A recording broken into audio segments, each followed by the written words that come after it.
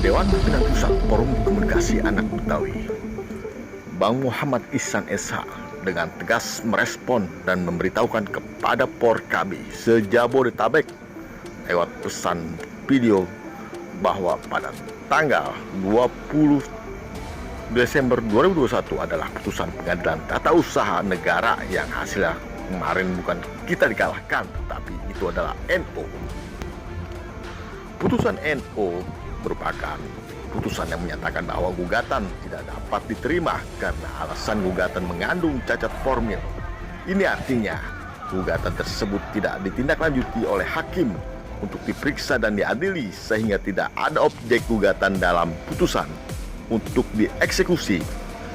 Lain halnya jika putusan tersebut dinyatakan bahwa seluruh gugatan dikabulkan atau dikabulkan sebagian misalnya dan memang sudah ingkrah, putusan itu harus dijalankan oleh panitera atas perintah hakim.